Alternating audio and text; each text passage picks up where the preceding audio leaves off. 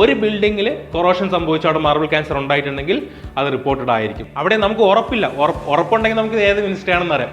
So 50-50 എപ്പോൾ നിങ്ങളൊരു question ഇതുപോലെ നിങ്ങൾ ലോജിക്കലി ഡിഡക്ട് ചെയ്തിട്ട് 50-50 എത്തിക്കഴിഞ്ഞാൽ ഒരിക്കലും പിന്നെ ആ ക്വസ്റ്റ്യൻ ലീവ് ചെയ്യണം. ഒരുപക്ഷെ ഈ പറയുന്ന 3 പേരും അല്ലായിരിക്കും, 4ാമത് ഒരാളായിരിക്കും.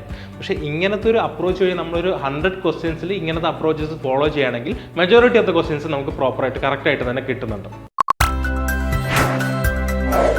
Lead IAS, crafted by the toppers. Hello guys, welcome to Lead IAS. So today we will deal with the question solving. So നമുക്ക് എല്ലാവർക്കും അറിയാം പ്രിലിംസ് അടുത്ത് വരികയാണ് അല്ലേ. പ്രിലിംസ് അടുത്ത് വരുമ്പോൾ നമുക്ക് ഏറ്റവും മെയിനായിട്ട് ഫോക്കസ് ചെയ്യേണ്ടത് ക്വസ്റ്റ്യൻ സോൾവിങ്ങിലൂടെയാണ്. സോ നമ്മുടെ UPSC പ്രിലിംസിൽ നമുക്ക് IFSൻ്റെ എക്സാം കൂടെ ഉള്ളത് കൊണ്ട് നമുക്ക് എൻവയോൺമെൻറ്റിൻ്റെ ക്വസ്റ്റ്യൻസ് കുറച്ച് വെയിറ്റേജ് കൂടുതലാണ്. അതുകൊണ്ട് തന്നെ ഇന്നത്തെ നമ്മുടെ സീരീസ് എൻവയോൺമെൻറ്റിൽ വെച്ച് സ്റ്റാർട്ട് ചെയ്യാം. സോ എങ്ങനെയാണ് ഒരു ക്വസ്റ്റ്യൻ ബേസിക്കലി നമ്മുടെ ഒരു ലോജിക്കൽ ആപ്ലിക്കേഷൻ വെച്ച് എങ്ങനെ സോൾവ് ചെയ്യാം. കാരണം നമുക്ക് എല്ലാവർക്കും അറിയാം അല്ലേ, ഇപ്പോൾ കറക്റ്റ് കംപ്ലീറ്റ്ലി ഇപ്പോൾ ഒരു 100 ക്വസ്റ്റ്യൻസിൽ കംപ്ലീറ്റ്ലി നമ്മളെല്ലാം നമ്മുടെ ഒരു നോളജ് വെച്ചിട്ട് കംപ്ലീറ്റ്ലി ക്രാക്ക് ചെയ്യാൻ പറ്റുന്നതല്ല. ചിലതൊക്കെ നമ്മുടെ നോളജ് വെച്ചിട്ട് പക്ഷേ അപ്രോച്ച് വഴി പല ലോജിക്കൽ എലിമിനേഷനും കാര്യങ്ങളും വെച്ച് സോൾവ് ചെയ്യേണ്ട ക്വസ്റ്റ്യൻസ് ആണ്. അപ്പം അത് എങ്ങനെയാണ് നമ്മുടെ ഒരു ആ അപ്രോച്ച് എങ്ങനെ കുറച്ചുകൂടെ നല്ല രീതിയിൽ കറക്റ്റ് ചെയ്യാം എന്നുള്ളൊരു സെഷനാണ് നമ്മൾ ഇതുകൊണ്ട് ഉദ്ദേശിക്കുന്നത്. So let's start with the first question. So first question എന്താണ്? Regarding acid rain. സോ എന്താണ് ആസിഡ് റെയിൻ എന്ന് നമുക്ക് എല്ലാവർക്കും അറിയാം. ബേസിക്കലി ഒരു ലേമാനും ആസ്പിറൻസിനും എല്ലാവർക്കും ബേസിക്കലി പത്രങ്ങളിൽ നിന്നും കിട്ടുന്ന ഒരു ഫാക്റ്റാണ്, അല്ലെങ്കിൽ ഒരു നോളജാണ് എന്ത് ആസിഡ് റെയിൻ എന്നുള്ള കാര്യം എല്ലാവർക്കും ബേസിക്കലി അറിയാവുന്ന കാര്യങ്ങൾ. സോ ഇനി സ്റ്റേറ്റ്മെന്റ്സ് നോക്കാം. The cause of formation of acid rain is സോൺലി. So അവിടെ ഒരു കീവേഡ് വരുന്നുണ്ട്, എന്താണ്? സോൺലി. അപ്പോൾ ഇങ്ങനെ സോൺലി, ഓൺലി, ഓൾ എന്ന് വരുന്ന കീവേഡ്സ് ഒക്കെ കാണുമ്പോൾ നമ്മൾ ജസ്റ്റ് ഒന്ന് ശ്രദ്ധിക്കണം. അന്നേരം തന്നെ ക്വസ്റ്റ്യൻ പേപ്പറിൽ എന്ത് ചെയ്യുക, ജസ്റ്റ് ഒന്ന് മാർക്ക് ചെയ്യുക സോൺലി എന്നുള്ള, ഒന്നുകിൽ അണ്ടർലൈൻ ചെയ്യുക അല്ലെങ്കിൽ ഒന്ന് സർക്കിൾ ചെയ്യുക. then we will go to next, contributed by anthropogenic factors. So solely contributed by anthropogenic factors എന്നാണ് പറഞ്ഞത്. സോൺലി, അതായത് ആന്ത്രോപോജനിക് ഫാക്ടേഴ്സ് മാത്രമാണ് അതിൻ്റെ റീസൺ എന്ന് പറയുന്നുണ്ട്. ഈ സോൺലി വൺലിക്ക് പകരം ഉപയോഗിക്കുന്ന ഒരു വേർഡാണ് സോൺലി. അപ്പം അങ്ങനെ നോക്കുമ്പോൾ ആന്ത്രോപോജനിക് ഫാക്ടേഴ്സ് മാത്രമല്ല വേറെ എന്തോ ഉണ്ടാകാം, നാച്ചുറൽ ഫാക്ടേഴ്സും ഒബ്വിയസ്ലി ഉണ്ടാകാം. സോ അങ്ങനെ നോക്കുമ്പോൾ ഫസ്റ്റ് സ്റ്റേറ്റ്മെന്റ് എന്താണ്? റോങ് ആകാനുള്ള പോസിബിലിറ്റിയാണ് കൂടുതൽ വരുന്നത്. Right. So will go to second statement. പിന്നീട് ഒരു കാര്യം, ഇപ്പോൾ ഫസ്റ്റ് സ്റ്റേറ്റ്മെന്റ് നമുക്ക് റോങ് ആണെന്ന് നമുക്ക് ഓൾറെഡി മനസ്സിലായി. ഇപ്പോൾ ഫസ്റ്റ് സ്റ്റേറ്റ്മെന്റ് റോങ് ആണെങ്കിൽ നമ്മൾ ഓപ്ഷൻസിലൂടെ ഒന്ന് പോയി ചെക്ക് ചെയ്യുക. ഓപ്ഷൻസിൽ ചെക്ക് ചെയ്തിട്ട് ഓൾ 3 പേഴ്സ് എന്നുള്ളത് വി ക്യാൻ എലിമിനേറ്റ്, കാരണം അത് അവിടെ വരുന്നില്ല. സോ ദാറ്റ് നമുക്ക് അടുത്ത് നമ്മുടെ പ്രോസസ്സ് കുറച്ചുകൂടെ ഈസി ആകും. Then going to the second statement, the corrosion of structures containing marble stone by acid rain is called marble cancer. So marble cancer എന്താണെന്ന് ഒരുപക്ഷെ ആരും കേട്ടിരിക്കാൻ സാധ്യതയില്ല. ചിലർ കേട്ടിട്ടുണ്ടായിരിക്കും, പക്ഷേ most of the persons will not be hearing it. കാരണം ഒരുപക്ഷെ അതൊരു റെയർ കറണ്ട് അഫെയർ അല്ലെങ്കിൽ ഒരു ന്യൂസ് പേപ്പറിൻ്റെ ഏതെങ്കിലും ഒരു കോർണറിൽ വന്നായിരിക്കും, അല്ലെങ്കിൽ ഏതെങ്കിലും ന്യൂസ് ചാനൽസിൽ വന്നായിരിക്കും. സോ നമുക്ക് എല്ലാവർക്കും അത് അറിയണമെന്നില്ല. സോ വേർഡ് കേൾക്കുമ്പോൾ നമുക്ക് എന്ത് ചെയ്യാം, ജസ്റ്റ് ഒന്ന് ഡീകൺസ്ട്രക്ട് ചെയ്യാം. So first word is marble, second is cancer. So marble cancer. So ഈ പേരിൽ നിന്ന് തന്നെ നമുക്ക് എന്ത് മനസ്സിലാക്കാൻ പറ്റും? മാർബിളിന് വരുന്ന ഒരു ക്യാൻസർ എന്നുള്ളൊരു ഈസി ആയിട്ട് നമുക്ക് ഡിഡക്ട് ചെയ്യാൻ പറ്റും അല്ലേ. സോ എന്നിട്ട് സ്റ്റേറ്റ്മെന്റ് ഒന്നുകൂടെ നോക്കുക. The corrosion of structures containing marble stone. Marble stone ഉള്ള സ്ട്രക്ചേഴ്സിന്റെ കൊറോഷനെയാണ് എന്ത് പറയുന്നത്? മാർബിൾ ക്യാൻസർ എന്ന് പറയുന്നത്. സോ സംവാട്ട് എന്താണ്? ആ ഒരു കണ്ടക്സ്റ്റിൽ തന്നെ വരുന്ന ഒരു മീനിങ് തന്നെയാണ് സ്റ്റേറ്റ്മെന്റിൽ പറയുന്നത്. So statement 2 can be correct. Then going to the third one, in India no building, അടുത്തൊരു എക്സ്ട്രീം കേസാണ് പറയുന്നത്. No building is so far reported to have been affected by marble cancer. ഇന്ത്യയിൽ ഒരു ബിൽഡിങ്ങും ഇതുവരെയും മാർബിൾ ക്യാൻസറിൽ അഫക്റ്റ് ചെയ്തിട്ടില്ല എന്നാണ് പറയുന്നത്. നമുക്കറിയാം ഇന്ത്യ ഇത്രയും വലിയൊരു കൺട്രിയാണ്, ഒരുപാട് മാർബിൾ സ്ട്രക്ചേഴ്സ് കാണാം. അതുപോലെ മാർബിൾ സ്ട്രക്ചർ എന്ന് പറയുമ്പോൾ നമ്മുടെ മനസ്സിൽ എല്ലാവരുടെയും മനസ്സിൽ വരുന്നത് എന്താണ്?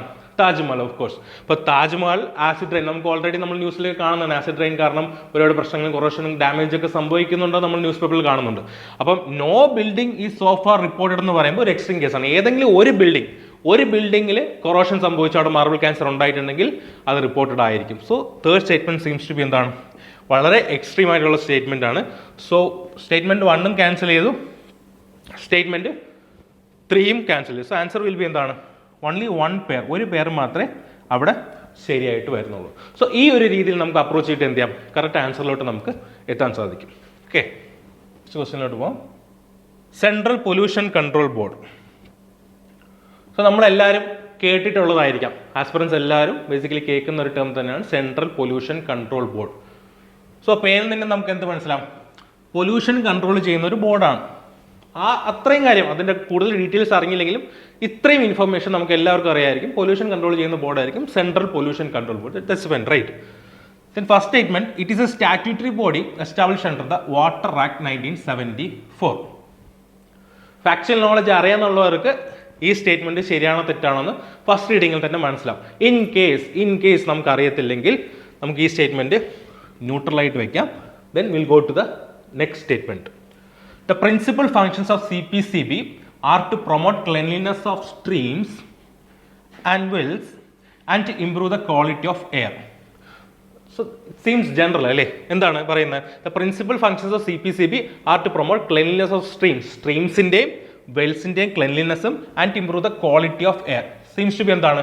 ഒരു പൊല്യൂഷൻ കൺട്രോൾ ബോർഡിൻ്റെ ഒരു പ്രിൻസിപ്പൽ ഫംഗ്ഷൻ ഓഫ് കോഴ്സ് ഇത് തന്നെ ആയിരിക്കണം. സോ സെക്കൻഡ് സ്റ്റേറ്റ്മെൻറ്റും ക്വസ്റ്റ്യനിലെ ഈ ബോർഡിൻ്റെ പേരും തമ്മിൽ എന്താണ്? ഇറ്റ് സീംസ് ടു ബി എന്താണ്? കോംപ്ലിമെൻ്ററി. അത് കറക്റ്റായിട്ട് പോകുന്നുണ്ട്. സോ സെക്കൻഡ് സ്റ്റേറ്റ്മെന്റ് എന്താണ്? It seems to be general statement and it can be correct ആകാനുള്ള പോസിബിലിറ്റി കൂടുതലാണ്, say 90%. Okay, then moving to the third statement. CPCB functions under the ministry of Jal Shakti. നിങ്ങൾ ഒരുപക്ഷെ കേട്ടിട്ടില്ല, ഏത് മിനിസ്ട്രി ആണെന്ന് അറിയത്തില്ലെങ്കിൽ ഒരുപക്ഷെ നിങ്ങൾ വാട്ടർ ആക്ട്, ജലശക്തി എന്തെങ്കിലും കണക്ഷൻ ഉണ്ടോ എന്നൊക്കെ ചിന്തിക്കും. പക്ഷെ അവിടെ അങ്ങനെ ഒരു രീതിയിൽ ചിന്തിക്കാതെ ജസ്റ്റ് തിങ്ക് അബൌട്ട് ഇനി ഓൾട്ടർനേറ്റീവ് മിനിസ്ട്രി. സോ എപ്പോഴും ഒരു ഓർഗനൈസേഷൻ അല്ലെങ്കിൽ ഒരു ബോഡി അല്ലെങ്കിൽ ഒരു മിനിസ്ട്രി ഒക്കെ തരുമ്പോൾ just think about the alternative. അപ്പോൾ ഇവിടെ മിനിസ്ട്രി ഓഫ് ജലശക്തിക്ക് പകരം മറ്റൊരു ഓൾട്ടർനേറ്റീവ് മിനിസ്ട്രി എന്താണെന്ന് ചിന്തിക്കുക. ജസ്റ്റ് നിങ്ങൾക്ക് അറിയാവുന്ന മിനിസ്ട്രീസ് എന്ത് ചെയ്യുക, ജസ്റ്റ് ഒന്ന് തിങ്ക് ചെയ്യുക, വേറെ ഏത് മിനിസ്ട്രി വരാമെന്നുള്ളൊരു ഓൾട്ടർനേറ്റീവ് ചിന്തിക്കുക. അപ്പോൾ സെൻട്രൽ പൊല്യൂഷൻ കൺട്രോൾ. ഇപ്പോൾ പൊല്യൂഷൻ എന്തിനാണ് കൺട്രോൾ ചെയ്യുന്നത്? ആർക്ക് വേണ്ടിയാണ് പൊല്യൂഷൻ കൺട്രോൾ ചെയ്യുന്നത്? Of course environment. അപ്പോൾ എൻവയോൺമെന്റിന് വേണ്ടി ഒരു pollution control. So most probably it may come under അവിടെ നമുക്ക് ഉറപ്പില്ല, ഉറപ്പുണ്ടെങ്കിൽ നമുക്ക് ഏത് മിനിസ്ട്രി ആണെന്ന് അറിയാം. അപ്പം നമ്മുടെ ഒരു ലോജിക്കൽ പ്രോസസ്സിൽ നമ്മൾ തിങ്ക് ചെയ്യണം എന്താണ്? It may come under, it can come under എന്താണ്? MOFCCയുടെ കീഴിൽ വരാം അല്ലേ? Ministry of environment, forest and climate change. That's a alternative ministry. Ministry of ജലശക്തിയെ കാട്ടിയും കുറച്ച് കൂടുതൽ പ്രോബബിലിറ്റി ആർക്കാണ്?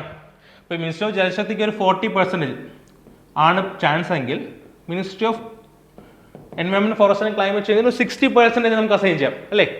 സോ അങ്ങനെ നോക്കുകയാണെങ്കിൽ മിനിസ്ട്രി ഓഫ് ജലശക്തിയെ കാട്ടിയും കൂടുതൽ പ്രോബിലിറ്റി എന്താണ്? Ministry of environment, forest and climate change. പിന്നെ സെൻട്രൽ പൊല്യൂഷൻ കൺട്രോൾ ബോർഡ് അറിയാവുന്നവർക്ക് കറക്റ്റായിട്ട് അത് ഏത് മിനിസ്ട്രി ആണെന്ന് അറിയാം. അവിടെ നമുക്ക് ഈ വെയിറ്റേജ് ഒന്നും അസൈൻ ചെയ്യേണ്ട കാര്യമില്ല. ഈ സ്റ്റേറ്റ്മെന്റ് കാണുന്ന പാടെ തന്നെ നമുക്ക് ക്യാൻസൽ ചെയ്യാം. It does comes under ministry of environment, forest and climate change. So third statement എന്താണ്? Third statement is also wrong. അപ്പോൾ തേർഡ് സ്റ്റേറ്റ്മെന്റ് റോങ് ആയി. സോ നമുക്ക് എന്ത് ചെയ്യാം? ഓപ്ഷൻ സി നമുക്ക് എലിമിനേറ്റ് ചെയ്യാം. All three third statement wrong ആയി. പിന്നെ സെക്കൻഡ് സ്റ്റേറ്റ്മെന്റ് ശരിയായി. സെക്കൻഡ് സ്റ്റേറ്റ്മെന്റ് ശരി മീൻസ് എന്താണ്? ഓപ്ഷൻ ഡി നണ്ണും ക്യാൻസൽ ചെയ്യാം. So we have come to 50-50 എന്നുള്ളൊരു ഓപ്ഷനിൽ നമ്മൾ എത്തി. 50-50 എന്തായാലും നാനെങ്കിൽ ഇനി കുളിച്ച് കയറാം അല്ലേ? സോ 50-50 എപ്പോൾ നിങ്ങളൊരു ക്വസ്റ്റ്യൻ ഇതുപോലെ നിങ്ങൾ ലോജിക്കലി ഡിറ്റക്ട് ചെയ്തെത്തി 50-50 എത്തിക്കഴിഞ്ഞാൽ ഒരിക്കലും പിന്നെ ആ ക്വസ്റ്റ്യൻ ലീവ് ചെയ്യാം.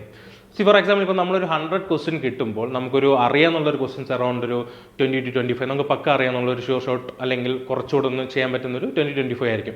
ബാക്കി ക്വസ്റ്റ്യൻസ് ഒക്കെ നമ്മൾ ഇതുപോലെ നമ്മുടെ പല ലോജിക്കൽ പ്രോസസ്സ്, എലിമിനേഷൻ പ്രോസസ്സൊക്കെ ഉപയോഗിച്ചാണ് ബാക്കി 90-95 നമ്പേഴ്സിലോട്ട് നമ്മൾ എത്തുന്നത്. അപ്പോൾ എല്ലാം നമുക്ക് ഷോർട്ടായിട്ടുള്ള ക്വസ്റ്റ്യൻസ് മാത്രമല്ല ചെയ്യുന്നത്. അപ്പോൾ ഇതുപോലുള്ള ക്വസ്റ്റ്യൻസ് 50-50 എത്തിക്കഴിഞ്ഞാൽ we should attend that question. Okay, leave ചെയ്യരുത്. സോ 50-50 എത്തി. ഇനിയുള്ളത് only 1, only 2. So second statement കാര്യത്തിൽ ഡൗട്ടില്ല. ഇനിയുള്ള ന്യൂട്രൽ വെച്ചിരിക്കുന്ന first statement, it is A statutory body. Statutory body എന്നാണ് പറയുന്നത്. അപ്പോൾ അവിടെ വലിയ കൺഫ്യൂഷൻ വേണ്ട. അപ്പോൾ ഇതുപോലെ ഇത്രയും വലിയൊരു സെൻട്രൽ പൊല്യൂഷൻ കൺട്രോൾ ബോർഡ് എന്ന് പറയുമ്പോൾ തീർച്ചയായിട്ടും ഒരു ലോ പ്രകാരം കൊണ്ടുവന്നതായിരിക്കും. സോ സ്റ്റാറ്റ്യൂട്ടറി ബോർഡ് എന്നുള്ളതിൽ ഡൗട്ട് വേണ്ട. Then establish under the water act. So ഈ ഒരു വാട്ടർ ആക്ടിലായിരിക്കും കൊണ്ടുവന്നില്ല എന്നുള്ളൊരു ഡൗട്ടായിരിക്കും. അറിയാവുന്നവർക്ക് ഇറ്റ് ഈസ് വാട്ടർ ആക്ട്. അവിടെ ഡൗട്ടൊന്നുമില്ല. നമുക്ക് ഡയറക്റ്റ്ലി ആ സ്റ്റേറ്റ്മെൻറ്റ് സെലക്ട് ചെയ്യാം. പക്ഷെ ഇൻ കേസ് നമുക്ക് അറിഞ്ഞുകൂടെങ്കിലും it can be water act or it cannot be. So അവിടെ നമുക്കൊരു പോസിറ്റീവ് ആസ്പെക്റ്റിൽ വാട്ടർ ആക്ട് ആയിരിക്കാം എന്നുള്ള രീതിയിൽ നമുക്കതിനെ എടുത്തിട്ട് എന്ത് ചെയ്യാം? only 2 കൊടുക്കാം. അറിയാവുന്നവർക്ക് ഡയറക്റ്റ്ലി പോകാം. വാട്ടർ ആക്ട് 1974 കൊണ്ടുവന്നിട്ടുള്ളത് CPCB. Okay, move on to next question. Okay, so next question is regarding e-waste management rules 2022. So നമ്മളെല്ലാവരും വായിച്ചിട്ടുണ്ടായിരിക്കും അല്ലേ? ഈ വേസ്റ്റ് മാനേജ്മെൻറ്റ് റൂൾസ് എന്താണ് 2022 കൊണ്ടുവന്നിട്ടുള്ള ഈ waste management rules. Then go to first statement. Collection and processing of e waste can be carried out only. So keyword കാണുമ്പോൾ നമ്മൾ എന്തായാലും just ഒന്ന് അവിടെ ഒന്ന് ജാഗരൂകരായിരിക്കണം. Okay, carried out only by registered producers, recyclers and refurbishers. എന്താണ് പറയുന്നത്? കളക്ഷനും പ്രോസസ്സിങ്ങും ആർക്ക് മാത്രമേ ചെയ്യാൻ പറ്റുള്ളൂ? രജിസ്റ്റേർഡ് ആയിട്ടുള്ള പ്രൊഡ്യൂസേഴ്സ്, റീസൈക്ലേഴ്സ് ആൻഡ് റീഫർബിഷർ. ഇതൊരു ആക്ട് അല്ലെങ്കിൽ ഒരു റൂൾസിൻ്റെ താഴെ കൊണ്ടുവന്നിട്ടുള്ളതാണ്. അപ്പോൾ അവിടെ വൺലി എന്ന് പറയുമ്പോൾ നമ്മൾ ജസ്റ്റ് ഒന്ന് okay may be or may not be, അവിടെ ഒരു പോസിബിലിറ്റീസ് ഉണ്ട്. ഒരു ലോ കൊണ്ടുവരുമ്പോൾ ഇവർ മാത്രമേ ചെയ്യാൻ പാടുള്ളൂ, ദർ ഈസ് എ പോസിബിലിറ്റി. അപ്പോൾ ഇതിന് ആസ് ഓഫ് നൗ നമ്മളൊന്നും ചെയ്യേണ്ട, അവിടെ നമ്മൾ ജസ്റ്റ് ന്യൂട്രലാക്കി വയ്ക്കുക. Then will go to the second statement. The provisions under these rules aims to facilitate and channelize informal sector to formal sector for doing business and ensure recycling of e-waste in the environmentally sound manner. ഇവിടെ എന്താ പറയുന്നത്? Important ആയിട്ട് നോക്കേണ്ട കാര്യം എന്താണ്? Informal സെക്ടറിൽ നിന്നും formal സെക്ടറിലോട്ട് channelise ചെയ്യുന്നതാണ് ഇതിൻ്റെ മെയിൻ എയിം എന്ന് പറയുന്നുണ്ട്. അപ്പോൾ ഇൻഫോർമൽ സെക്ടറിൽ നിന്നും ഫോർമൽ സെക്ടറിലോട്ട് മാറ്റുന്നു. ദാറ്റ് മീൻസ് എന്താണ്? ഒരു ഫോർമലൈസേഷൻ. നമ്മൾ ഇൻഫോർമലായിട്ട് നിൽക്കുന്നവരെ ഫോർമൽ ആക്കുന്നു. ദാറ്റ് മീൻസ് എന്താണ്? എങ്ങനെയാണ് ഇൻഫോർമലായിട്ട് നിൽക്കുന്ന ഒരു പ്രോസസ്സ്, അല്ലെങ്കിൽ ഒരാൾക്ക് ഇൻഫോർമലായിട്ട് ഒരാൾ നിൽക്കുന്നു, അയാൾ എങ്ങനെയാണ് നമ്മൾ ഫോർമൽ ആക്കുന്നത്? By registering themselves. അവരെ ഒരു പ്രോപ്പറായിട്ട് ഒരു രജിസ്റ്റർ, ഒരു റെക്കോർഡിനകത്ത് കൊണ്ടുവന്നിട്ടാണ് അവരെന്ത് ചെയ്യുന്നത്? ഫോർമലാക്കുന്ന, ഫോർമലൈസേഷൻ ചെയ്യുന്നത്. സോ ദാറ്റ് മീൻസ് എന്താണ്? സെക്കൻഡ് സ്റ്റേറ്റ്മെന്റ് ശരിയാണെങ്കിൽ, second statement seems to be എന്താണ്? ജനറൽ അല്ലേ? ഒരു ഇ വേസ്റ്റ് മാനേജ്മെന്റ് റൂൾസിൽ തീർച്ചയായിട്ടും ഇൻഫോർമൽ സെക്ടറിനെ ഫോർമൽ സെക്ടർ ആക്കാനുള്ള ഒരു എയിം കൊണ്ടുവരുമായിരിക്കും. അതൊരു പോസിബിലിറ്റിയാണ്. So second statement can be correct. If second statement is correct, second statement എന്താ പറയുന്നത്? Informal to formal. That means formalisation. Formalisation കൊണ്ടുവരണമെങ്കിൽ അവിടെ രജിസ്ട്രേഷനും പ്രോസസ്സും കാര്യങ്ങളൊക്കെ വേണം അല്ലേ? ഇൻഫോർമലായിട്ട് നിൽക്കുന്ന ഒരാളെ നമ്മളൊരു ഫോർമൽ സെക്ടറിൽ കൊണ്ടുവരണമെങ്കിൽ, റൈറ്റ്? സോ അങ്ങനെ നോക്കുകയാണെങ്കിൽ സെക്കൻഡ് സ്റ്റേറ്റ്മെന്റും ഫസ്റ്റ് സ്റ്റേറ്റ്മെന്റും എന്താണ്? They are complementary. എങ്ങനെ കോംപ്ലിമെന്ററി ആയി? The collection and processing of e waste can be carried out only by, ആർക്കാണ് ചെയ്യാൻ പറ്റുന്നത്? രജിസ്റ്റേർഡ് പ്രൊഡ്യൂസേഴ്സിനും റീസൈക്ലേഴ്സിനും റീഫർബിഷേഴ്സിനും മാത്രമേ അത് ചെയ്യാൻ പറ്റൂ. ദാറ്റ് മീൻസ് എന്താണ്? ഇറ്റ് ഈസ് ഓഫ് കോഴ്സ് എന്താണ്? Formalisation. So second statement first സ്റ്റേറ്റ്മെന്റും തമ്മിലൊരു ബന്ധമുണ്ട്. എന്താണ്? അവർ പരസ്പരം സഹകരിക്കുന്നതാണ് അല്ലേ? ഒരു കോംപ്ലിമെന്ററി ആയിട്ട് നമുക്ക് പറയാം. സെക്കൻഡ് ഉണ്ടെങ്കിൽ തീർച്ചയായിട്ടും ഫസ്റ്റ് സ്റ്റേറ്റ്മെന്റ് ശരിയായിരിക്കും. സോ അവിടെ വൺലി കണ്ടുപെട്ടത്. സോ ഈ സ്റ്റേറ്റ്മെന്റ്സ് തമ്മിൽ എപ്പോഴും നമ്മളൊരു ക്വസ്റ്റ്യൻസ് കിട്ടുമ്പോൾ ക്വസ്റ്റ്യനും സ്റ്റേറ്റ്മെന്റും തമ്മിൽ എന്തെങ്കിലും ബന്ധമുണ്ടോ നോക്കുക. ദെൻ സ്റ്റേറ്റ്മെന്റ്സും തമ്മിൽ എന്തെങ്കിലും ബന്ധമുണ്ടോ നോക്കുക. സോ ഈ ബന്ധങ്ങൾ എപ്പോഴും വളരെ ഇമ്പോർട്ടൻ്റ് ആണ്. ഓക്കെ, സോ ചിലപ്പം കോൺട്രഡിക്ടറി ആയിരിക്കും. 1 വന്നു കഴിഞ്ഞാൽ തീർച്ചയായിട്ടും 2 വരില്ല എന്നുള്ളൊരു കോൺട്രഡിക്ടറി ആയിട്ട് വരും. പക്ഷെ ഇവിടെ എന്താണ്? കോംപ്ലിമെന്ററി ആയിട്ടാണ് വരുന്നത്. സോ 1 ഉണ്ടെങ്കിൽ 2 ഉണ്ടാവും, 2 ഉണ്ടെങ്കിൽ 1 ഉണ്ടാവും. So it seems to be complementary. So we can go with option C, both 1. ഇവിടെ വൺലി കണ്ടിട്ട് അതിന് എക്സ്ട്രീം ആണെന്ന് എടുക്കരുത്, കാരണം സെക്കൻഡ് സ്റ്റേറ്റ്മെന്റുമായിട്ട് അതിനൊരു ബന്ധമുണ്ട്. സോ എപ്പോഴും പൊതുവെ UPSC ക്വസ്റ്റ്യൻസ് നിങ്ങൾ പ്രീവിയസ് ഇയർ ക്വസ്റ്റ്യൻസ് ഒക്കെ എടുത്ത് നോക്കിയാൽ കാണാം, സ്റ്റേറ്റ്മെന്റ്സ് തമ്മിലൊരു റിലേഷൻസ് കാണും. കോംപ്ലിമെന്ററി ആണ്, കോൺട്രഡിക്ടറി ആണ്, സ്റ്റേറ്റ്മെന്റ്സ് തമ്മിൽ. സോ അതിനകത്തുള്ള ക്ലൂ അവിടെ തന്നെ ഉണ്ടായിരിക്കും. നമ്മളത് പ്രത്യേകിച്ച് ഒരു റീകളക്ഷൻ കാര്യങ്ങളൊന്നും പോകണ്ട, പേപ്പറിനകത്ത് തന്നെ ക്ലൂ തന്നിട്ടുണ്ട്. സോ ആ ക്ലൂസ് കണ്ടുപിടിക്കാൻ ശ്രമിക്കുക. Will get the right options. Fourth question regarding green India mission. Green India മിഷനെ പറ്റിയാണ് ചോദിച്ചിട്ടുള്ളത്. സോ കറണ്ട് അഫയേഴ്സ് നോക്കിയിട്ടുള്ളവർക്ക് തീർച്ചയായിട്ടും അറിയാം എന്താണ് ഗ്രീൻ ഇന്ത്യ മിഷൻ, അതിൻ്റെ കമ്പോണൻസ് എന്താണ്, അത് എന്തിൻ്റെ പാർട്ടിൽ വരുന്നതാണ് എന്നുള്ള കാര്യങ്ങളൊക്കെ ഡീറ്റെയിൽ ആയിട്ട് എല്ലാവർക്കും അറിയാമെന്നുള്ളതാണ് കറണ്ട് അഫയേഴ്സ് വായിച്ചിട്ടുള്ളത്. ഇൻ കേസ് നിങ്ങൾക്ക് അത് അറിയത്തില്ലെങ്കിൽ ഇതെങ്ങനെ സോൾവ് ചെയ്യാൻ നോക്കാം. It is one of the 8 missions outlined under the national action plan on climate change. Fact അറിയാമെന്നുള്ളവർക്ക് തീർച്ചയായിട്ടും അറിയാം. ദെൻ ഫാക്ട് അറിഞ്ഞുകൂടാത്തവർക്ക് എങ്ങനെ ചെയ്യാൻ പറ്റും? 1 ഓഫ് ദ 8 മിഷൻസ്. അവിടെ തന്നെ ആ സ്റ്റേറ്റ്മെൻറ്റിന് ഒരു ജനറൽ നേച്ചർ വരുന്നുണ്ട്, വളരെ ജനറൽ, ഒരു എക്സ്ട്രീം അല്ല. ഇറ്റ് ഈസ് ദ ഓൺലി 1 എന്നൊന്നുമല്ല പറയുന്നത്. It is 1 of the 8 missions outline under the national action plan on climate change. അപ്പോൾ ഇവിടെ എന്താണ്? 1 ഓഫ് ദ 8 മിഷൻസ് ആണ് under which national action plan on climate change. So national action plan on climate ചേഞ്ചിൻ്റെ കീഴിൽ വരുന്ന 1 of the 8 missions എന്നാണ് പറയുന്നത്. So climate change എന്നുള്ളതും green India. So green India എന്നൊക്കെ ഒരു പേര്, അല്ലെങ്കിൽ ഗ്രീൻ എന്നുള്ള ഒരു കൺസെപ്റ്റ് തന്നെ വരുന്നത് എന്തിനാണ്? ഈ ക്ലൈമറ്റ് ചേഞ്ചും കാര്യങ്ങളൊക്കെ കൗണ്ടർ ചെയ്യാനാണ് ഗ്രീൻ എന്നുള്ളൊരു concept. Green vehicles, green park എന്നൊക്കെ പറയുന്ന ഗ്രീൻ, പച്ച എന്നുള്ളൊരു സാധനം വരുന്നത് കൂടുതലും റിലേറ്റഡ് ടു എൻവയോൺമെന്റ് ആണ്, അല്ലെങ്കിൽ ക്ലൈമറ്റ് ചേഞ്ചിനെ കൗണ്ടർ ചെയ്യാൻ കൊണ്ടുവരുന്ന കാര്യങ്ങളാണ് നമുക്ക് എല്ലാവർക്കും അറിയാം. അപ്പോൾ ഗ്രീൻ ഇന്ത്യ മിഷൻ എന്ന് പറയുമ്പോൾ ഇറ്റ് ക്യാൻ ബി എന്താണ്? Related to climate change. So അവിടെ ഈ ക്വസ്റ്റ്യനും ഈ സ്റ്റേറ്റ്മെൻറ്റും നമ്മളൊരു ബന്ധമുണ്ട്.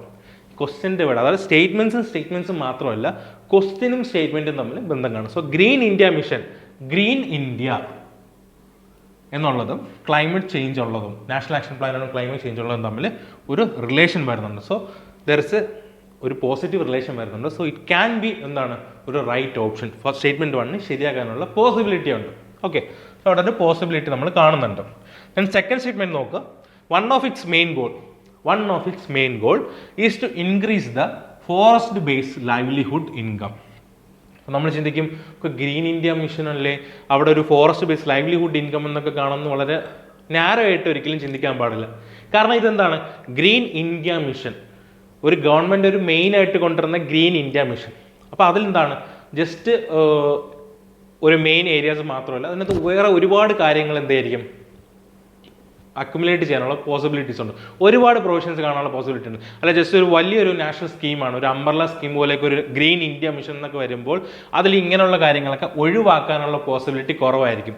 ഇവിടെ എന്താ ഒരു വലിയ നെഗറ്റീവ് ഔട്ട്കം എന്തെങ്കിലും വരുന്നുണ്ടോ? ഈ സെക്കൻഡ് സ്റ്റേറ്റ്മെന്റ് ശരിയായാലും എന്താ പറയുന്നത്, one of its main goal is to increase the forest based livelihood income. Forest base ആയിട്ടുള്ള ലൈവ്ലിഹുഡ് ഇൻകം കൂട്ടുക എന്നുള്ളത് വൺ ഓഫ് ഇറ്റ്സ് എന്താണ് എയിം എന്നാണ് പറയുന്നത്. അവിടെ ഒരു അസ്വാഭാവികതൊന്നും നമ്മൾ കാണുന്നില്ല. So it can be second statement വലിയ നെഗറ്റിവിറ്റിയോ അല്ലെങ്കിൽ ഇത് കാരണം ഗ്രീൻ ഇന്ത്യക്ക് എന്തെങ്കിലും നെഗറ്റീവ് ഔട്ട്കമോ അങ്ങനെയുള്ളൊരു മീനിങ് ഒന്നും വരുന്നില്ല. So this can be right option. So second statement ശരിയാകാനുള്ള പോസിബിലിറ്റി ഉണ്ട്. സോ 1 and 2 നമുക്കായിട്ടുണ്ട്. ദെൻ തേർഡ് നോക്കുക. The world bank aided ecosystem services improvement project. Term ശ്രദ്ധിക്കുക. Ecosystem services improvement project is implemented by green India mission division in selected landscape of Chhattisgarh and Madhya Pradesh എന്നാണ് പറയുന്നത്. അപ്പോൾ എന്താണ് world bank aided, first portion ഇതാണ് world bank aided. അപ്പോൾ നമുക്കറിയാം world bank പല കാര്യങ്ങളിലും ഇന്ത്യയെ സഹായിക്കുന്നു. ഇപ്പോൾ ഡാം റീഹാബിലിറ്റേഷൻ പ്രോജക്റ്റിനായാലും പല കാര്യങ്ങൾക്കായാലും വേൾഡ് ബാങ്ക് അവിടെ നമുക്ക് ഒരുപാട് എയ്ഡ്സും കാര്യങ്ങളും തരുന്നുണ്ട്. അപ്പോൾ ഇവിടെ വേൾഡ് ബാങ്ക് എന്നുള്ളത് അത്ര കുഴപ്പമുള്ളൊരു ഫാക്ടർ അല്ല. ദർ ഇസ് എ പോസിബിലിറ്റി, ഇവരതിനെ സപ്പോർട്ട് ചെയ്യാനുള്ളൊരു പോസിബിലിറ്റി വളരെ ഹൈ ആണ്. World bank aided ecosystem service improvement project. Ecosystem service improvement project is implemented by green India mission division in selected landscapes of Chhattisgarh and Madhya Pradesh. അപ്പോൾ നമുക്കറിയാം നമ്മളൊരു ഫോറസ്റ്റിനെ സംബന്ധിച്ച് അല്ലെങ്കിൽ ഒരു എൻവയോൺമെന്റിനെ സംബന്ധിച്ച് കുറച്ച് കൂടുതൽ ഇമ്പോർട്ടൻ്റ് ആയിട്ടുള്ള സ്റ്റേറ്റ്സ് ആണ് എന്താണ് മധ്യപ്രദേശ് ആയാലും ഛത്തീസ്ഗഡ് ആയാലും കുറച്ചുകൂടി ഇമ്പോർട്ടൻ്റ് ആയിട്ട് വരുന്നതാണ്. അപ്പോൾ അവിടെ എല്ലാ കംപ്ലീറ്റ് ഇല്ല എന്താണ് എന്താ പറയുന്നത് സെലക്ടഡ് ലാൻഡ്സ്കേപ്സ് എന്ന് പറയുന്നുണ്ട്. അപ്പം അവിടെ തന്നെ ഒരു ജനറൽ നേച്ചർ വരുന്നുണ്ട് അല്ലേ. സെലക്ടഡ് ലാൻഡ്സ്കേപ്സ് ആണ് ഛത്തീസ്ഗഡിലെ മധ്യപ്രദേശിലെ സെലക്ടഡ് ലാൻഡ്സ്കേപ്സിൽ മാത്രമാണ് എന്താണ് അത് നടത്തുന്നത്. സോ അവിടെ ഒരു ജനറൽ നേച്ചർ വരുന്നുണ്ട്. ഇപ്പം is implemented in all over India എന്ന് പറയുമ്പോൾ അതൊരു എക്സ്ട്രീമാണ്. ഒരു വേൾഡ് ബാങ്ക് ഇപ്പോൾ ഓൾ ഓവർ ഇന്ത്യയിൽ എക്കോസിസ്റ്റം സർവീസ് ഇംപ്രൂവ്മെന്റ് പ്രോജക്റ്റ് ഒറ്റ സ്റ്റെപ്പിൽ ചെയ്യുമെന്ന് പറയുമ്പോൾ നമ്മളൊന്ന് ജസ്റ്റ് അന്നേരം ഒന്ന് ചിന്തിക്കണം, അത് ഇതൊരു എക്സ്ട്രീം അല്ല, ഇതൊരു പോസിബിൾ ആണോ ഇത്രയും ഓൾ ഇന്ത്യയിലൊക്കെ ചെയ്യുന്നത് എന്നുള്ളൊരു പോസിബിലിറ്റി നമ്മൾ ചിന്തിക്കും. പക്ഷേ ഇവിടെ എന്താണ് in selected landscape of Chhattisgarh and Madhya Pradesh എന്നാണ്. സെലക്ടഡ് ലാൻഡ്സ്കേപ്പ് പോസിബിലിറ്റി അല്ലേ. വേൾഡ് ബാങ്ക് എയ്ഡ് ചെയ്യുന്നുണ്ട്, എക്കോസിസ്റ്റം സർവീസ് ഇംപ്രൂവ്മെന്റ് പ്രോജക്റ്റ് ആണ്, എക്കോസിസ്റ്റം സർവീസസിനെ ഇംപ്രൂവ് ചെയ്യണം. സെലക്ടഡ് ലാൻഡ്സ്കേപ്പ് ഓഫ് ഛത്തീസ്ഗഡ്, ഇപ്പോൾ ഛത്തീസ്ഗഡിൽ ഒരുപാട് മൈനിങ്ങും കാര്യങ്ങളുണ്ട്. അപ്പോൾ അവിടെ ഒരു പക്ഷേ എക്കോസിസ്റ്റം സർവീസ് ഇംപ്രൂവ് ചെയ്യണമായിരിക്കും. ഇപ്പോൾ മധ്യപ്രദേശിലായാലും ചമ്പൽ റവൻസ് അങ്ങനത്തെ കുറേ ഇഷ്യൂസും കാര്യങ്ങളും വരുന്നുണ്ട്. അപ്പോൾ അവിടെയും കുറേ ഫോറസ്റ്റ് ഒക്കെ പോകുന്നുണ്ട്. അപ്പോൾ അവിടെ ഒരു പക്ഷേ കൊണ്ടുവരാമായിരിക്കാം, പോസിബിലിറ്റിയാണ്. ഇപ്പോൾ നമുക്ക് അറിയാമെങ്കിൽ ഡയറക്റ്റ്ലി സെലക്ട് ചെയ്യാം. പക്ഷെ നമ്മൾ ഈ ഒരു തോട്ട് പ്രോസസ്സിൽ നിന്നാണ് എല്ലാം ഒരു പോസിബിലിറ്റി, അവിടെ ഒരു പോസിബിലിറ്റി ഉണ്ടോ, ഒരു ചാൻസ് ഉണ്ടോ എന്ന് തിങ്ക് ചെയ്യുക. അപ്പം അങ്ങനെ ചിന്തിക്കുമ്പോൾ there is A possibility, there is A chance. So 1 നോക്കിയിട്ടും 1ഉം ക്വസ്റ്റ്യനും തമ്മിലൊരു റിലേഷൻ ഉണ്ട്. സെക്കൻഡ് നോക്കിയിട്ടും ഓക്കെയാണ്. കാരണം ഒരു national mission, green India mission എന്നുള്ളൊരു വലിയ മിഷനകത്ത് ഇത് ഇൻക്ലൂഡ് ചെയ്യുന്നതിൽ തെറ്റൊന്നുമില്ല, ഇൻക്ലൂഡഡ് ആയിരിക്കാം. ദെൻ തേർഡ് സ്റ്റേറ്റ്മെൻറ്റ് എന്താണ്, seems to be practically possible. So അങ്ങനെ നോക്കുകയാണെങ്കിൽ it will be C all 3 statements. Okay, move to next question. Okay, UPSC നമുക്ക് ഇങ്ങനത്തെ ക്വസ്റ്റ്യൻസ് ഒക്കെ വരുമ്പോൾ നമ്മൾ പെട്ടെന്ന് ഞെട്ടിപ്പോവും അല്ലേ. ഇപ്പോൾ കറക്റ്റ് ഡയറക്റ്റ്ലി ഇന്നൊരു അവാർഡ് തരുന്നു, അല്ലെങ്കിൽ എന്താണ് ഒരു ഇൻഡെക്സ് തന്നിട്ട് അത് ആരാണ് റിലീസ് ചെയ്യുന്നത് പെട്ടെന്ന് കാരണം അവിടെ 4 ഓപ്ഷൻ നമുക്ക് അവിടെ ഒരു പക്ഷേ പലപ്പോഴും ചിലപ്പോൾ നമ്മൾ പഠിച്ചിട്ടുണ്ടായിരിക്കില്ല. അപ്പോൾ നമുക്കൊരു ടെൻഷനാണ്, ഓട്ടോമാറ്റിക്കലി ഒരു ടെൻഷൻ വരും, നമ്മളൊരു പാനിക് ആകാനുള്ള പോസിബിലിറ്റീസ് ഉണ്ട്. പക്ഷെ അവിടെയും നമുക്ക് ഉപയോഗിക്കാൻ പറ്റുന്ന ചില ലോജിക്സ് ഉണ്ട് അല്ലേ. സോ ഇവിടെ നമുക്ക് നോക്കാം. Land for life is an award programme of. ഇപ്പോൾ ലാൻഡ് ഫോർ ലൈഫ്, നമുക്ക് എന്തെങ്കിലും കീവേഡ് എടുക്കാൻ അല്ലെങ്കിൽ എന്തെങ്കിലും പ്രാക്ടിക്കലി പോസിബിലിറ്റി ഉണ്ടെങ്കിൽ അത് ഇവിടെ ഈ ഒരു ഇത്രയിൽ നിന്ന് മാത്രമേ നമുക്ക് എടുക്കാൻ സാധിക്കുള്ളൂ. So land for life, land for life. അപ്പോൾ ഇതിൽ നിന്ന് നമുക്ക് നോക്കാം, ഇനി സ്റ്റേറ്റ്മെൻറ്റ്സ് നോക്കാം. UNFCCC, ഇപ്പോൾ UNFCCC മെയിൻലി ഡീൽ ചെയ്യുന്നത് എന്താണ്? ക്ലൈമറ്റ് ചേഞ്ച് അല്ലേ. സോ അവിടെ ക്ലൈമറ്റ് ചേഞ്ച് ആണ് കൂടുതൽ ഫോക്കസ് ചെയ്യുന്നത്. Climate change, land for life relation ഉണ്ടായിരിക്കാം, പക്ഷെ നമ്മൾ ഇതിൽ ABCയിൽ കൂടുതൽ പോസിബിലിറ്റി ആർക്കാണെന്നാണ് നമുക്ക് ചെക്ക് ചെയ്യേണ്ടത്. Then UNCBD biodiversity. അപ്പോൾ ബയോഡൈവേഴ്സിറ്റിയും ലാൻഡ് ഫോർ ലൈഫ്, അവിടെ കൂടുതലും ബയോഡൈവേഴ്സിറ്റിക്കാണ് ഒരു പോസിബിലിറ്റി വരുന്നത് അല്ലേ. ഇവിടെ ക്ലൈമറ്റ് ചേഞ്ച് ആണെങ്കിൽ ഇവിടെ ബയോഡൈവേഴ്സിറ്റി ആയിരിക്കും. ദെൻ എന്താണ്? ഡെസേർട്ടിഫിക്കേഷൻ. UNCCD എന്താണ് മെയിനായിട്ട് ഡീൽ ചെയ്യുന്ന? ഡെസേർട്ടിഫിക്കേഷൻ. ഇപ്പോൾ ഡെസേർട്ടിഫിക്കേഷൻ കൂടുതലും അങ്ങനെ നോക്കുമ്പോൾ എന്താണ് അവിടെ ഒരു ലാൻഡ് അല്ലേ, ലാൻഡ് ഡെസേർട്ടിഫിക്കേഷൻ കാര്യങ്ങളെല്ലാം അവിടെ കൂടുതലായിട്ട് UNCCD ഫോക്കസ് ചെയ്യുന്നത്. അപ്പം ക്ലൈമറ്റ് ചേഞ്ചും ബയോഡൈവേഴ്സിറ്റിക്കാളും കുറച്ച് കൂടുതൽ പ്രോബബിലിറ്റി എന്തിനാണ്? UNCCDക്കാണ്. കാരണം ലാൻഡ് ഡെസേർട്ടിഫിക്കേഷനും കാര്യങ്ങൾ എന്താണ് ഡീൽ ചെയ്യുന്ന കൂടുതലും UNCCD ആണ്. അപ്പോൾ അവിടെ ഒരു പോസിബിലിറ്റി ആണ്. മേ ബി UNFCCC ആയിരിക്കും, അവർ ഒരു പക്ഷേ ഈ അവളുടെ ഇറക്കുമായിരിക്കും, പക്ഷേ നമുക്കറിയത്തില്ല. നമുക്ക് അറിയാത്ത പക്ഷം നമ്മൾ എടുക്കേണ്ട ഒരു അപ്രോച്ചാണ് ഇവിടെ പറയുന്നത്. അപ്പം എയേക്കാളും ബിയേക്കാളും കൂടുതൽ പ്രോബബിലിറ്റി ആർക്കാണ്? സിക്കാണ്, UNCCD. ഇവിടെ നൺ ഓഫ് ദ എബോവ് ഉണ്ട്. ഇങ്ങനെ വരുന്ന മോസ്റ്റ് ഓഫ് ദ കേസിൽ ഇപ്പം മൂന്ന് പേര് ഓൾറെഡി 3 ഓർഗനൈസേഷൻ്റെ പേര് തരുന്നുണ്ട്. അപ്പോൾ അവിടെ നോക്കുമ്പോൾ നൺ ഓഫ് ദ എബോവ് നമ്മൾ അത്ര ഫോക്കസ് ആയിട്ട് കൊടുക്കണ്ട. ഈ 3 ഇൻസ്റ്റിറ്റ്യൂഷൻ വരുന്നുണ്ട്. അപ്പോൾ അതിൽ കൂടുതൽ പ്രോബബിലിറ്റി വരുന്നുള്ള സിക്കാണ്, UNCCD. അവിടെ കുറച്ചുകൂടെ പ്രോബബിലിറ്റി ഉണ്ട്. ഇപ്പോൾ സിയും ഡിയും നോക്കുകയാണെങ്കിലും സിക്ക് അവിടെ പ്രോബബിലിറ്റി ഉണ്ട്. ഒരുപക്ഷെ ഈ പറയുന്ന 3 പേരും അല്ലായിരിക്കും, 4ാമത് ഒരാളായിരിക്കും. പക്ഷേ ഇങ്ങനത്തെ ഒരു അപ്രോച്ച് വഴി നമ്മളൊരു 100 ക്വസ്റ്റ്യൻസിൽ ഇങ്ങനത്തെ അപ്രോച്ചസ് ഫോളോ ചെയ്യുകയാണെങ്കിൽ മെജോറിറ്റി ഓഫ് ദ ക്വസ്റ്റ്യൻസ് നമുക്ക് പ്രോപ്പറായിട്ട് കറക്റ്റായിട്ട് തന്നെ കിട്ടുന്നുണ്ട്. ഓക്കെ, സോ ഇതിൻ്റെ ആൻസർ സി ആണ്, UNCCD. സോ ഇതാണ് ഫസ്റ്റ് സെഷൻ. നമുക്കൊരു 5 ക്വസ്റ്റ്യൻസ് ഡീൽ ചെയ്തു. അതിൽ പോസിബിളായിട്ട് നമുക്ക് എന്തൊക്കെ അപ്രോച്ചസ് നമുക്ക് കൊണ്ടുവരാം, സ്റ്റേറ്റ്മെൻറ്റ് തമ്മിലുള്ള റിലേഷൻ, സ്റ്റേറ്റ്മെൻറ്റ് ക്വസ്റ്റ്യൻ തമ്മിലുള്ള റിലേഷൻ, അല്ലാതെ വേർഡ് ഡീകൺസ്ട്രക്ട് ചെയ്തപ്പോൾ മാർബിൾ ക്യാൻസർ വേർഡ് ഡീകൺസ്ട്രക്ട് ചെയ്തിട്ടാണ് നമ്മളത് കറക്റ്റ് ആൻസറിലോട്ട് എത്തിയത്. അപ്പോൾ ഇങ്ങനത്തെ ക്വസ്റ്റ്യൻസ് എങ്ങനെ ചെയ്യാമെന്നാണ് നമ്മൾ നോക്കിയത്. ഇന്നത്തെ സെഷൻ എൻവയോൺമെൻ്റ് ആയിരുന്നു. നിങ്ങൾക്ക് എല്ലാവർക്കും യൂസ്ഫുൾ ആയെന്ന് വിചാരിക്കുന്നു. Thank you. Lead IAS, crafted by the toppers.